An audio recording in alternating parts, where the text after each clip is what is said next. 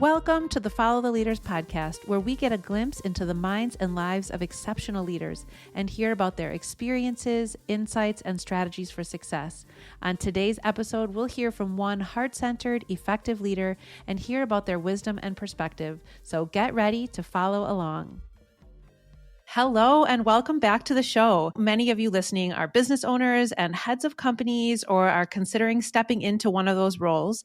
So this episode today is for you. I am joined by a leader whose expertise in organizational growth has a huge impact, not only on his own organization, but on the companies he supports through his work. My conversation today is with Patrick Snyder. Patrick is the president of BizStarts and the founder of BizStarts Community Market and BizStarts Institute. BizStarts brings entrepreneurs together from all backgrounds, ethnicities, and beliefs to create a collaborative learning environment that embodies positivity, inspires confidence, and develops people's capacity to achieve personal success and business growth. BizStarts provides entrepreneurship education, training, one-on-one coaching, and connections to resources. All services are free of charge. Revenues and impact have tripled at BizStarts since Patrick's tenure as executive director began. Prior to BizStarts, Patrick served as executive director of the United States Association for Small Business and Entrepreneurship for 5 years, where he grew reserves from $28,000 to over $500,000. Patrick has his BA in Communications from Eastern Illinois University, an IOM designation from the U.S. Chambers Institute for Organizational Management at the University of Notre Dame, and holds a graduate certificate in leadership from the University of Wisconsin-Madison. Patrick, congratulations on all of your success and your impact, and welcome to the show. Yeah, thanks, Jamie. I enjoy being here and I love what you're doing also. Oh, well, thank you. I'm so excited to talk. I would love to learn more about what your current work entails as executive director of your organization. Can you fill us in on what your work life there looks like? Certainly, the first thing is when I took over, I was coming from the United States Association for Small Business and Entrepreneurship. It's like the American Medical Association, but it's for PhDs of entrepreneurship. I was lucky to be there, but serving on the board of BizStarts, I was complaining that we need to focus on assurance of learning and we need to focus on programs that actually get people from point A, meaning an idea on a napkin, to being in business. And I had a lot of horsepower coming from an educational association that taught entrepreneurship. And John Olin, who was the CFO of Harley at that time, said, if you want to leave your international organization and run our club, we'll let you do it, Patrick. And that's what I'm focused on now, is creating educational programs and programming that gets people from an idea on a napkin to having their enterprise get going. So like most non-for-profits, part of my day is meeting with foundations and potential funders and donors, which I really love because we get to tell the story of BizStarts. We get to give case studies on our entrepreneurs that we've had people literally coming from poverty to running companies that are doing sales in different countries. And they like the work we're doing, so they're generous with us. We also have a very generous board of directors. So part of the day is fundraising. Another part is calling on some of the country's best universities and getting them to offer credentialed education. So the reason why we do that is if you go to a school like the University of Notre Dame, that's really great. Their entrepreneurship program is the top 10 in the country. Or you go to Florida State University, where we have a retail laboratory now, meaning a store in Walker's Point where we sell all our entrepreneurs' products. Oh, cool. And FSU has graduated people from C-suite, from Kohl's, Nordstrom's, Macy's. And they come, and when I say credentialed, they put together a half-day program, say, on retail merchandising for the people that are in our store. That credential then can be used when you're going to a bank for capital. It can be used if for some reason your idea doesn't make it. You now have a credential from Notre Dame and Florida State, which you didn't have, that you got for free. So you weren't burning through resources going to different schools to get these credentials. So that's another part of my day. And then a good part of my day is also just advising the entrepreneurs. So when I was younger, I had a magazine in Chicagoland on Chicago's North Shore that I had a decent exit from. And that company, along with my mom's company, were both bootstraps, meaning that We customer funded the business. We did businesses without getting any loans. We got proof of concept by selling to customers before we actually had an actual business. And that's what we try to teach the entrepreneurs is don't go looking for money. Go looking for proof of concept and customers. And then you'll have bankers taking you to ball games, asking you to loan money that you don't need. I love that. That's so interesting. Okay, so this popped up so many more questions for me. How did you move through your career path to this point? Fill us in a little bit more. You have such an interesting background. How did you get to this point where you're running this organization?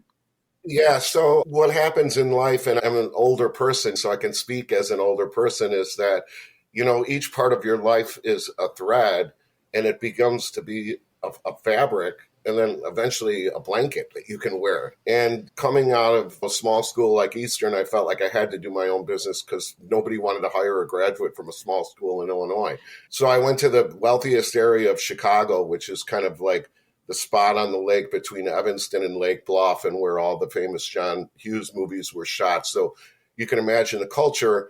And I was just walking around with a cover of what the magazine would look like in the coverage area and the stores that agreed to have the magazine, and asked people to give me a shot. And when we sold enough ads to create the first one, people started seeing the magazine and calling and asking how they could get advertising. And I could go on and on with stories about that magazine, but I traded for an ad at the multiplex in Deerfield so I could have a membership where the Bulls worked out. Okay. And Hazel Gillitz, who was literally a beauty queen, sat across from me. And I said, I don't have any money to give you, but I'll give you an ad. And what that did was open the door, because the wealthiest people on the North Shore were members of that club. And all they knew about me was that I was young, I had a magazine, and I was a member of the same club as them. And an ad that I traded for created more revenue in the long term than anything I ever sold or anything I ever learned in school, that one trade. Wow. But when the magazine sold, I waited on the governor of the state of Illinois at his country club when I was in college. And you talk about those threads. Well, the tourism job came up, and I knew all the hotels and restaurants because of the selling of the ads. So I took over tourism for the state of Illinois for 6 years, a group called Visit Illinois. And I started teaching at Roosevelt University. And I had this love of teaching. And fast forward the story, this job at USASB came up, United States Association, and I applied, and they gave me the position. And I always loved the group of academics, but I knew it wasn't going to be the end of my career, that I was going to be able to somehow leverage that to help a lot of people. And that's exactly what we do at BizStarts, help a lot of people. That story is so inspiring. And I love your threads metaphor. As my career evolves, that's something that I'm finding to be true. And I work with a lot of business owners or business owners to be. And this is the message that I also try to send to them, is like, you don't have to know exactly where it's headed. It will all piece together. So I really love that. So would you consider yourself someone who starts before it's perfect? I mean, your magazine story was really inspiring. Yeah, 100%. There's a thing in entrepreneurship that's discussed at sort of the academic level, and it's called the intrinsic loop. And I love this intrinsic loop because it proves that you can be an entrepreneur with no special talent. You can be an entrepreneur with no money. You can be an entrepreneur that has lack of access to resource and capital. And if you get into this loop, you will succeed. So the loop says that you become passionate about solving a problem, whatever that problem is. So Mother Teresa has the same entrepreneurial aptitude as Bill Gates. Just how do I make computers easier, or how do I feed the world? Yeah. And then you get so excited about the problem, you go out yourself and you learn, like, how do I make it better? How do I make it better? That breeds success. And then it comes back around because then you want to learn more. Yeah. So you're just in this continuous loop. And I think that that's a good takeaway for any entrepreneur, is that if you're not driven crazy by the fact that somebody is doing your problem wrong, then you're in the wrong business. Like, you got to find something that it drives you nuts that everybody else is doing it the wrong way, and you can do it the right way. Well, that is so incredibly true and inspiring. And I'm going to use your story about selling ads in a magazine that wasn't even printed as like, yes, we need to go and and start. It's never going to be, quote, ready. We don't need to be totally ready. We just need to be willing to, like you said, go crazy solving a problem, or be willing to stay up at night, like figuring out, okay, how do we want this to look and feel, and being willing to just put ourselves out there. I mean, so I obviously am the host of this podcast, but I also am the owner of the podcast network. And this was the same. I had a colleague who was interested in starting a podcast, but she didn't know how to do that. And I was like, well, I'm a podcast nerd. I listen to like 8 to 15 podcasts a day. I have my morning list and my afternoon list and my evening list, and I was like, well, I can figure out how to start a podcast. I'll solve this problem. And then I was like, well, actually, I'm not just going to help you start a podcast. I want to create a home for these podcasts. And it started with a Google search. How do you start a podcast network? You just learn and you go. You're speaking my language and right to my heart. I love it. Yeah. There was another magazine on the North Shore called North Shore Magazine, and it's still published, I think, by Asher Birnbaum. But they had this huge warehouse with these printing presses and all this overhead. And then there were small boutique shops that could never afford to run with Asher because it just cost too much money. And I'm like, we could do that on a desktop. And this is way back then when it was a new thing. But I didn't know how to desktop publish. I walked into Copycat in Evanston, Illinois. I saw their top designer and I said, do you want to start a magazine? And by the way, I don't have any money to pay you. So, we're both sweat equity here. I know how to sell. You know how to lay it out. Let's do it, But you don't need to know anything except how to go find information. That's so incredibly true. So I'm so curious. As a part of my work, I also own a program that provides personal and professional development opportunities for moms that want to start and grow their business.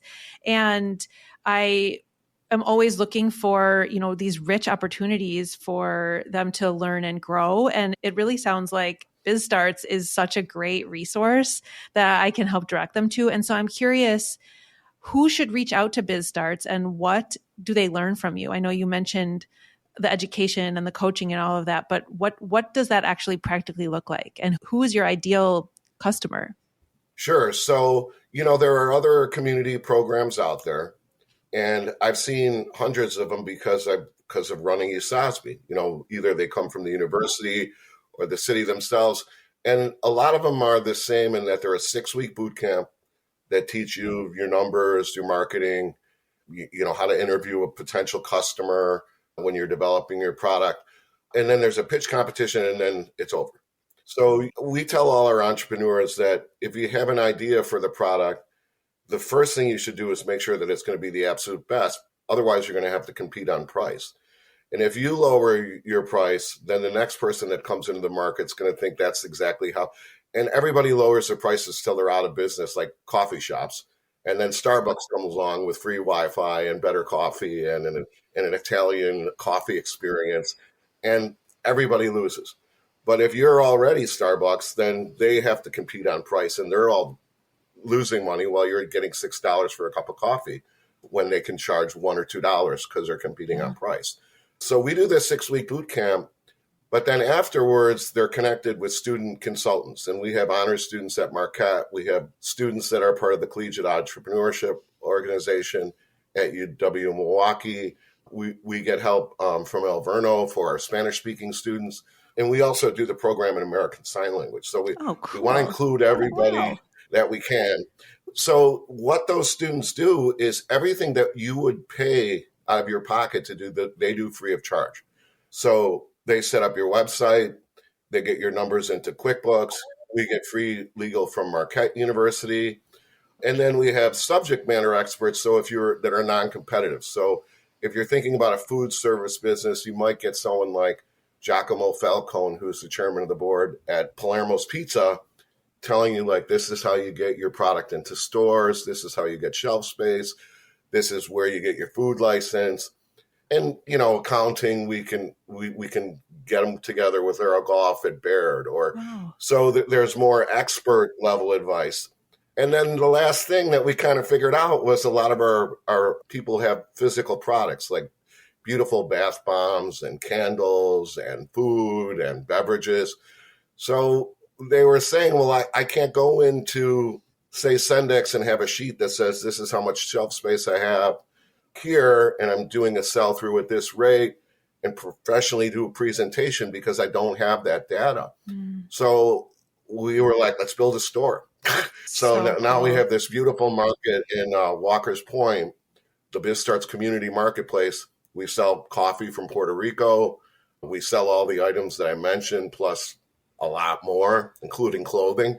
So yeah, hopefully people can stop by at 161 South First Street and say hello. I love that. That is so, so cool. I mean, it's really brilliant. It's a great loop. It's so great. So if somebody's like, well, am I the right person to reach out to BizStarts? Like, at what point do you receive these potential entrepreneurs? Or have they already started their business? Are they thinking about it? Who should reach out to you? Yeah. So anybody that thinks that they're under-resourced would be a super good candidate, because if somebody had the means, they could do the 4-year route at Wharton and have an unbelievable entrepreneurship background and actually make contacts and connections in terms of a network that would really blow you up when you got out of college. And they have access to venture debt and, tremendous seed rounds and Series A rounds.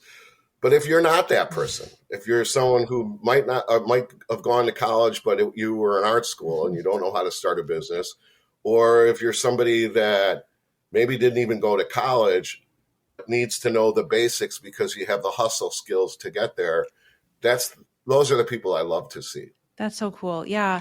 I work with a lot of moms, like I mentioned, who they may have gone to college, but for something totally unrelated. And now they're in a phase of life where they're, especially now with COVID having upended the family systems for work and everything like that. And they have ideas, or they're like, I really, someone said, you should really sell that. Like, you're really good at this, but they may believe in themselves that they can do it, but might not have the resources. And so I can help them with some of the beginning stages, but then they kind of get to like, okay, I really do need a formal accounting system, or I do need some legal consultation, or I'm ready to trademark something. And so it sounds like that's the entry point for BizStarts. Is that? Yeah. I'm just crazy about what you do for the moms, because, my mom was an immigrant. She came here from Italy. She didn't speak the language.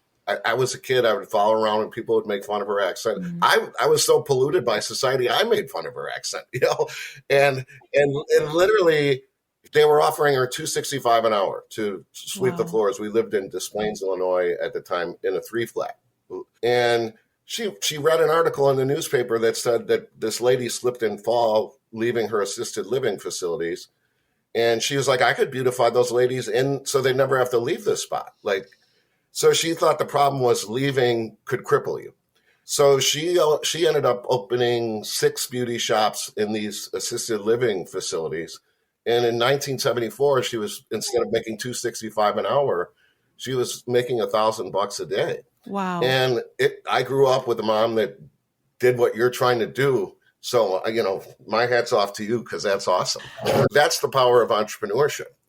I do have a soft spot in my heart for helping moms do this, because being a parent in general has so many different facets, but being a mom, it takes, I'm biased. I'm a mom. I have 3 teenage kids now, but you gain so many skills from motherhood, and you come into motherhood with so many skills. And so I just find that it's so enriching to work with moms. I work with a lot of new moms that are starting their business as they try to fit in all of their top priorities. They really are figuring out, what is my priority in life? They want to use their minds and their abilities that are great and effective outside of the home and still be there for their families. And so creating a business that can support both of these, they feel like coming in so often, they have to have the finished magazine. They have to have the product ready to go. But really, like we talked about, it's so much about just taking your idea and believing that you will figure it out, that growth mindset, and then connecting with resources like BizStarts. They're out there. There's people like you that are out there trying to serve and help. And so I'm so excited to learn about your organization, and definitely will be sharing it, because what an amazing resource. Okay, so we've sort of touched on this a little bit, but you have so much knowledge. So I just want to pick your brain for a moment. What advice would you give someone who has a great business idea and maybe has gained some traction with selling their idea, but is ready to really take things to the next level and scale their impact? Are there a few things that you would recommend for them? Yeah, that passion piece is 100%. If the problem doesn't drive you crazy and the idea of solving it doesn't delight you, then just trying to make money is not going to, it's not going to work. The second part is this idea of starting in a phased development kind of approach. Bella, who does Puerto Rican coffee at the shop, we said, go visit some farmers in Puerto Rico if you want to import the coffee. And she was going over there anyway. She didn't know how to roast the coffee. And we knew that Sam's for Jazz was roasting their own coffee. And we connected them. And he said, I'd be happy to show you how to roast coffee. Cool. She didn't know how to package the coffee. And we had a former Kohl's executive that was a buyer that advises the BizStarts people on how to do packaging for the store. Then she got the packaging down. So the imported beans are coming in, She's learns how to roast them. She's got the packaging in the bag. And now she's the number one product that sells at the BizStart store. Wow. And 3 months ago, she was wandering around the mountains in Puerto Rico and completely clueless like we were. It's kind of the same way for BizStarts is, I knew that I wanted better education, but I didn't know how to educate people that are under-resourced because I come from traditional academia. But then I found out there was this Professor Morris at the University of Notre Dame, and he had literally done 126 scholarly articles on entrepreneurship, out of getting you out of poverty, and 12 books, and ran 6 top 5 programs. And I was like, Michael, can you, and he didn't even know who I was, Yeah. And he's, you want to write 100 hours of curriculum with me and come down to Notre Dame every, week to watch the program, because he wanted to make sure I was committed. And 2 years later, he and I have co-written a book that's going to come out in December. Oh, congratulations. Where I've never been a published author. Yeah, thank you. And the other stuff too, I was sitting next to a deaf person at a bar and no one was talking to him. So I started texting, and then it turned out he was a professor. And he asked what I did. And I said, I run a charity. And he's like, what do you do for deaf people? And I'm like, well, I guess we better get this thing going. Yeah. So, I operate in the program the same way I want my entrepreneurs to operate. It's being curious, being very quick to fail, to consider failure falling forward. Like that, I didn't fail. I just learned something, and now I'm that much closer to being better and better. And I want to be the best in the world at training entrepreneurship. And I hope that every single person that has a product with us wants to do the same thing. We speak the same language, and I love it so much. And I want to ask you something that might be a little controversial. Yeah. So the idea of a business plan, I'm hearing you talk about how in such a short period of time, things change and opportunities arise, and you take them. And that is how I operate as well. So I'm sort of anti long-term business plans, because I feel like it's great to have an idea of where you want to head, but to lock in numbers and deadlines and dates and everything like that, I tend to shy away from that, because I would never, every single year, my business grows in a way that I would like, it wasn't even a twinkle in my eye the previous year. And so I'm just curious, what do you do for your businesses and your programs, and what do you advise people to do on that front? Well, we tell a story in the class about a lady who literally just wanted a simple cleaning business. And then she knew that she could get more cleaning in hospitals. So she started doing that. And then she found out that and this is a true story, she found out that if you clean like hazardous waste, like bio waste, they call it, that you can get a lot more money. But she also learned that to be certified in bio waste cleaning and teach it is a very easy process. So she went from cleaning to becoming an academic institution. And what she charges for that class is a lot, because of the fact that you make so much more money after, and there's such a need for this bio waste that they want people getting certified monthly. And she makes a ton of money and has not used a mop in forever. And if she had a business plan, that would have never happened. The other thing is Bella, and I love talking about her, but she's roasting so much coffee that Sam's doesn't have the capacity for her now. Wow. And she's found out that there's a lot of other people that want to do these just gourmet batches for like family or a hobbyist or whatever. And her next purchase is not more bags of coffee, but a roaster. That's Because so she's cool. going in, she's still going to keep her thing, but she's going to go into the roasting business. There's a lot of stuff out there like the lean model canvas, which is okay because it gets your thoughts straight. And there's actually a model canvas that we created that's on the BizStarts website at bizstarts.com under entrepreneurial resources. Something like that, I think, for one, it doesn't take much time. It'll take you 40 minutes to run through and fill in all the boxes. But the second thing it won't do is tie you down. Because I agree with you, like these business plans, the only thing that banks want to see is revenue. We don't give money to start you up. We give you money to expand. Yeah. And if you can't show that you're selling customers, then you're not going to get any money. Love it. Okay. I had a hunch that was where you stood on that, but I had to ask. So you have already achieved so much, and it seems like you probably, my guess is, continue to take on new challenges. So if you had your pick, like what's up next for you over the next 5 to 10 years? It's tough because I have a board to answer to, and I don't want to be too ambitious. But you know, the store is franchisable model. Cool. The trading is owned by Michael, so any growth that way would be a part of UPBI, which is the Urban Poverty and Business Initiative. So, you know, my long-term thinking is, how do we prove assurance of learning? So if we are a true academic institution, we have to create tests. We have to prove that the people are learning.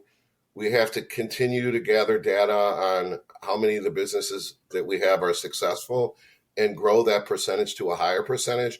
And the Starbucks thing is kind of a goofy example, but it's so easy. It started off as this European coffee experience where you could do Wi-Fi and make it your own office. But they expanded into, you know, deeper lattes. They started adding food. They started adding the fruity drinks and the smoothies and things like that, because they had this customer base and the product, it did become better. Mm-hmm. I think by testing and like knowing exactly what people learned and where we failed, we'll just keep getting better, which means a better entrepreneur. And, you know, right now we're probably at 30% because our entrepreneurs don't quit. So it's not like the 10% that get a loan and then they get tired of it and all of a sudden they become a statistic. With these people, it's kind of like if you fail, you don't have much to fall back on. And that's why we like the credentialed learning too. So if we could get to 50 or 60 and just this unbelievable number, you know, how proud we could be of all the people we served. Well, I have no doubt you'll get there because of all of the things we just mentioned, that you're just willing to do what it takes. And that looking at the numbers after the fact, that's so important and also sometimes scary. And it is so important for growth. So, all right, if we zoom out and get to the heart of what makes Patrick Snyder, do you have any examples of how you gravitated towards leadership as a child, or is this more of an adult thing, or have you always been built this way? All entrepreneurs have one thing in common, and that's that they walk around looking at the world as if everybody else is messing things up. so they look at a tire and say, you know, if they're an engineer, if the tread were this way, then so much more water would go away. Like, I got to fix this, you know? Yeah. Like if you walk by a pie shop and the door isn't open with the fumes coming out, you're like, this person doesn't know what they're doing. Like, they need to get that scent of those pies going on. And like in every specific instance, you're like, well, you know, in school, and it might sound horrible, but I would look at my teachers and be like, they don't learn this way. Like this, you need to use this example when you talk about fractions, because that makes it clearer to a kid. So I was constantly challenging everything that I saw and thinking that, you know, somehow we could do it better. Someone could do it better. I love it. One of my kids is a 15-year-old son, and he definitely isn't listening to my podcast, so I can tell this story about him. But he's the one, I mean, all my kids have their own talents, and I don't expect any of them to follow in my footsteps exactly career-wise. They should find what is really best for them. But he has that in him where he has started tutoring his friends that are in one of the other math classes, because he sees that the way that the teachers are explaining it to them makes no sense to the kids. So he's like, don't listen to them. I have a better way of explaining it to you. And so he's going over to their house after basketball practice every Monday to teach them how to do it. And he's watching their grades go up. So I have my eye on him, whether it's being a teacher, but I really think it's that entrepreneurial, he sees a different way and he's just willing to do what it takes to get there. So I have my eye on him to follow exactly in what you're saying. Yeah, that's great. Yeah. I love that. And kudos to him and you for raising it. Oh, thank you. So you have had so much success. Are there any leadership lessons that you have learned the hard way? The hardest lesson I've learned, and I've learned it several times, is that you work so hard and then you begin to take things for granted. Mm. And that's the biggest mistake you could possibly make, because none of us are owed anything. Mm-hmm. So if you think all of a sudden, oh, this is getting easy or whatever, you better put a stake in the ground and figure out a way to run up that hill, or you're going to be slipping backwards on that hill. And the other thing is, if you were at a hotel and you were the general manager and you weren't asking your best bell person how they should be a bell person, then you've really lost out.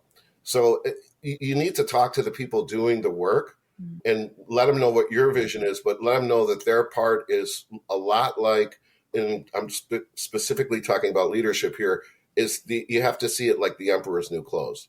You've gotten yourself to this position. There are people around you that always don't have your best interests, and it's going to be your younger people in the room that tell you that you're naked, if you're familiar with that fable. Totally, yeah. And I look at every new employee that way, but I let them know that I'm looking at them that way. So they feel like, okay, they're going to respect these ideas, that I'm open to perspective.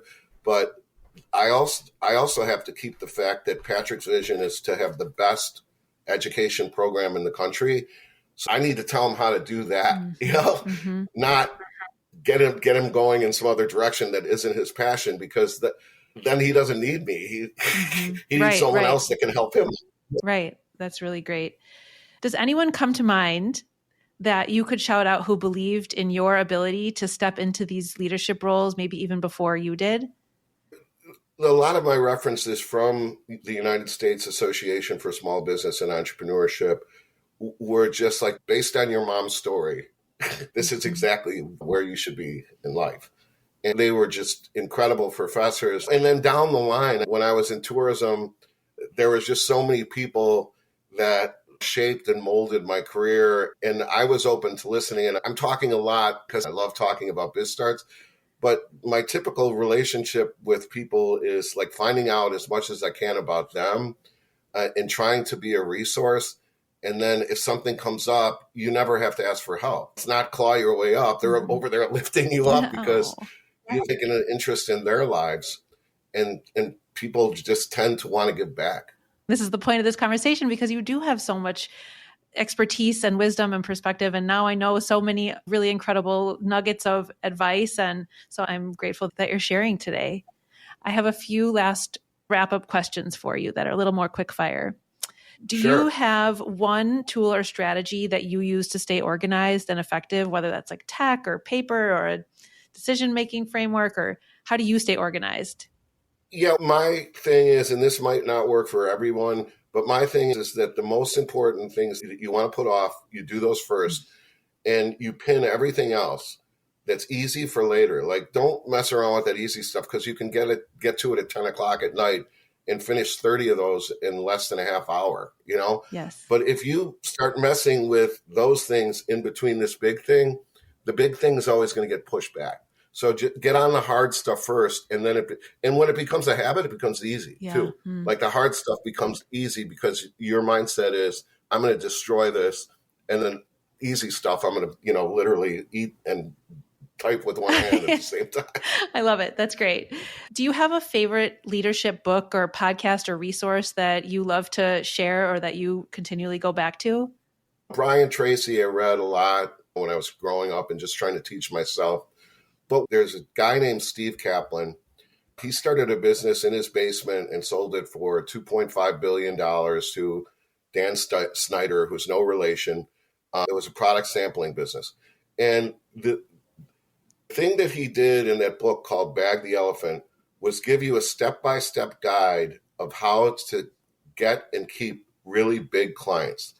So he had 100 of the Fortune 500 companies as clients, meaning when he was on a sales call, it was worth $100,000 to $8 million to him. It wasn't selling product by product. And in his theory on getting big and using big clients to do it is unbelievable. The other thing is he takes you through step by step on how to talk to people and do exactly what they want. So it's I don't want to go through too long an explanation because it was quick fire, but the thing that's so interesting is that a lot of people go into a sales meeting and they want to show you what you got. And what he says is assume that you have that meeting because they want to buy from you. So find out what they want and how much of it and how you can do it better and how this experience with you is going to be better than your competitor based on what they said, not anything you said. So the whole meeting is about asking questions, putting together a proposal on what they said, and give them exactly what they want. And it's like that with everything, not just selling, but just dealing with people in general. Just give them what they want. Yeah. I haven't heard of that book, but I will definitely add it. I'll download it. I'm an audiobook kind of girl, so I will download it today. I'm intrigued. I'm very intrigued. I stalked him. I can get you a signed copy. He and I are friends now. So. Oh, amazing. Okay. Yeah. Even better. Which proves anything can happen. Yeah. Wow. That's wild. That's super cool. This is my last question. If you had a day completely off, you could accomplish no tasks, no to-dos, not for work, not for home. You just had to totally take a day completely off. What is one activity you would do and one place you'd go to get something to eat? The eating one is easy. I would go to Mount Verde restaurant in Chicago. Okay. Where they make fresh pasta in front of you and literally squeeze olives to make the oil for your bread. That place is just absolutely unreal. And Robert Mosher is from Milwaukee, who owns that place. But it'll take you 2 months to get a reservation. Okay. But during the day, what I would do is take the kids on the boat. We would tube and ski until we couldn't do it anymore. And then they're older now, so we'd have a fire after and we'd all have a beer. That's the perfect day. Yeah. It sounds like you have to plan this day off 2 months in advance. You get your reservation, but that sounds amazing. I will be wishing that for you soon. Patrick, thank you so much for joining me today. You shared so many nuggets that I know our listeners will just soak right up. And can you please tell everybody how to get in touch with you or with BizStarts if they're interested in learning more and getting some support? Yeah, that's gracious. And we want entrepreneurs to knock down our door, and we don't charge for anything. So amazing. BizStarts.com. If you Google us, you'll see some of the articles that have been written and more stories about our entrepreneurs. So you can see yourself in that. And there's a contact us form on there, or stop by for coffee. I'm at the store just about every day. We can say hello. And, just our first question is, how can we be a resource for you? And that's exactly what we want to do. Well, we will definitely link everything in the show notes. And I really encourage everybody to reach out to BizStarts. It sounds like an incredible resource. And I will be looking into it as well for myself and my clients. And I'm so excited to continue to learn more. And I'll have to stop by the store sometime. It sounds amazing. Thanks so much for the opportunity. And I'm a huge fan of what you're doing. And if we can be a resource in any way, let me know. I definitely will. Thank you so much, Patrick. And thank you to all the listeners. We'll be back next time with another inspiring and helpful interview. Follow the Leaders is produced by Lit Path Studios and music is by Shane Ivers. You can hear more about this show and all the other podcasts at Lit Path Studios by going to www.litpathstudios.com.